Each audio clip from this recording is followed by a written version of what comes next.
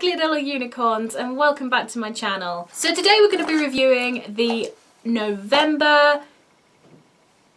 No we're not. Yes we are. I've just realised what I've done. I've taken this box, which is actually October's box, which was the mermaid collection, which I didn't actually do a video on because I forgot, and put November's stuff in here. So don't be fooled, this is November's box. So today we're going to be redoing a WWWD what worked and what didn't on November's glossy box. So the first product we're going to talk about is the face mask. Obviously I don't have the packaging anymore because it was really slimy, and I tried to keep it and it just kept oozing out stuff, so I just threw it away. That was the Boots Charcoal and Willow Bark Sheet Mask, and the RP of it was £2.50, and it's the Boots own brand. Everyone knows how good charcoal is for your skin. It's had quite a rave in 2017, I feel. I personally have bought a lot of charcoal mud masks, a lot of charcoal face masks, quite a lot of charcoal stuff, even for your teeth as well. It's sort of been a boom in charcoal, if you will. I really like Boots, I really like their own brand of stuff, and I was really excited to try out their face masks. I put it on my face and it was really cooling. It was extremely wet, like heavy wet. And it was quite difficult to position because it was so heavy, and I also found that I had to lie down, or at least be sort of like that, because the face mask, when sat like this, because of the heaviness of it, would just slip off. So if you are going to do this face mask, then I recommend doing it when you can just sit and lay back and watch something, or just chill out or shut your eyes for 10 minutes. I hated this face mask from start to finish, and then a few days afterwards. Unfortunately, whilst the face mask was on, I could feel my eyes stinging, and I don't know whether that's because some of the serum was seeping down because it was so heavy, because it was so saturated into my eyes, or this heavy, it wasn't heavily scented, but maybe there was something in it that was causing my eyes to hurt. I have extremely sensitive skin and extremely sensitive eyes, and I have to be careful what I put on it. That is something that I have to be super careful of, and it just reacted really badly. It was very cooling, it was very relaxing, but as most things are, or putting just a wet flannel over your face is, you know. After I took it off, I rubbed in the serum. I really appreciated that I didn't have to go and wash it off. It was simple and quick to sort of finish using it. Fortunately, when I took it off, my skin was really red and blotchy, which can sometimes happen because I've got sensitive skin, and that happens, and just from touching my face, so I wasn't too worried. And then over the next sort of 48 hours, my skin was still red and blotchy, quite itchy, and I'd broken out with loads of spots. Even though, like, I just got my skin under control, I was furious. So I think I had a bad allergic reaction to this face mask, and it stung my eyes. It just wasn't a good experience all around, and I broke out really badly. And I know some are meant to break you out to bring all the impurities out of your skin, but it was just so many when my skin was so under control, so my skin hated it. So would I purchase this? Hell no. Would I purchase a Boots face mask again? Unfortunately no. After that experience, it was just so bad, I refused to do it. That was a big Okay, so the next product we're going to talk about is the Green Frog Botanic Natural Body Wash in Relaxing Geranium and Peppermint. So body wash is something that everybody uses, and I was really excited to try something that's meant to be organic, and this is aeroplane safe and travel size. Plant-based, using organic soap berries sourced from the Himalayas. So I was really excited to try this. I smelt it. It's a very clean, clinical smell, which you guys know I really love. I enjoyed that. And when I tried it on my skin, it was very conditioning, almost like a conditioner. And I have to say, for my skin, it felt very soft. It didn't feel drying. My only gripe, well, not so much gripe, more of a warning, is that because it's so moisturizing, it's quite slippery in the tube, and you have to be quite careful when you squeeze it because a lot comes out, a lot more than you need. So I ended up using so much of it when I really didn't want to, or need to for that matter. So just be careful when you squeeze this out. The RRP of this is £8.95. It's quite steep for a body wash. I don't think I'd purchase it again, unfortunately, because it didn't wow me that much, but it's a really nice one to sort of just use.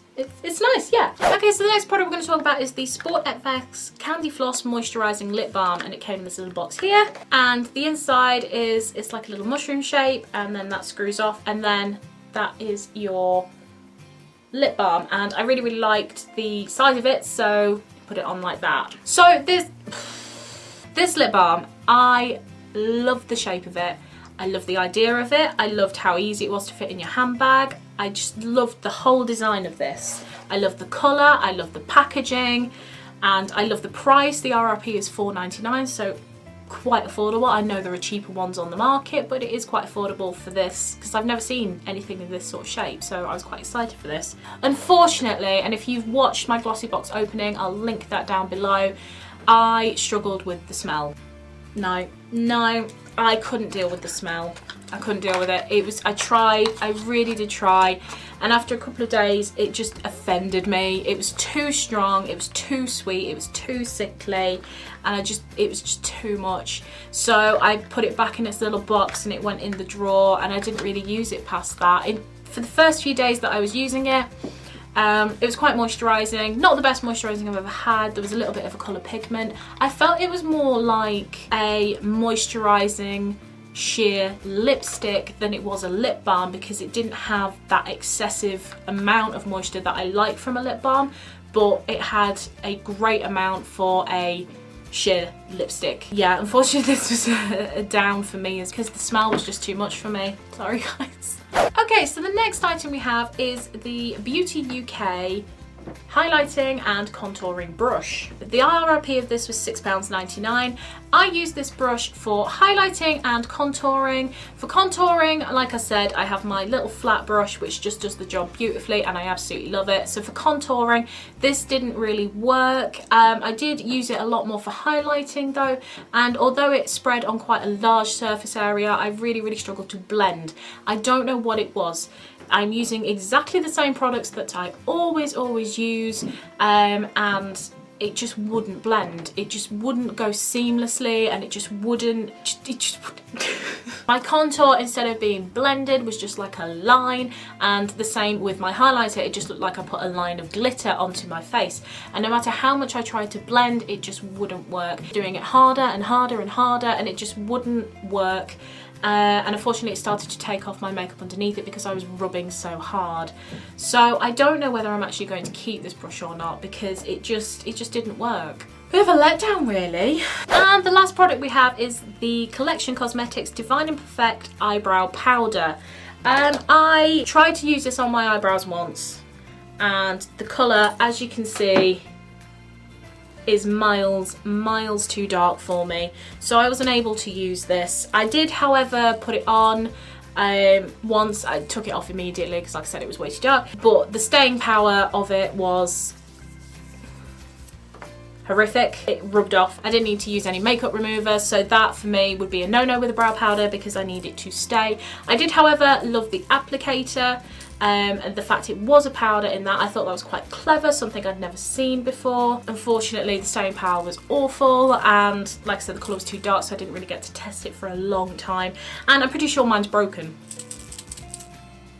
I don't know. I don't see how that jingling has any effect to my thing, so I think it is in fact broken. The RRP of this is £4.19. I do think, however, if you're starting out with brows, like myself really, this is a really good product to sort of maybe practice with, because it's cheap and easily accessible. Try to your heart's content, just get the right colour, I guess.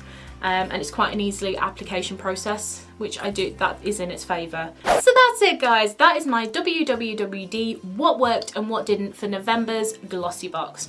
I really hope you enjoyed this video, and I'm really glad to be back doing the WWWDs for the Glossy boxes. Like I always say, there's not many people on YouTube that tell you about the products, whether they worked and whether they recommend them, and whether they're worth some of their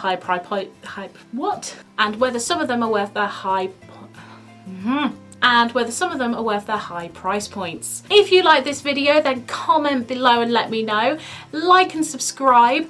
Don't forget to hit that little notification bell, because that way you'll be updated every single time I upload a new video. Coming soon will be December's Glossy box, and I'm really excited. I hope it's Christmassy in some way. And then obviously following that, at the end of December, early January, there will be the WWWD what worked and what didn't for December's Glossy box. Thank you so much for watching guys, and I'll see you tomorrow.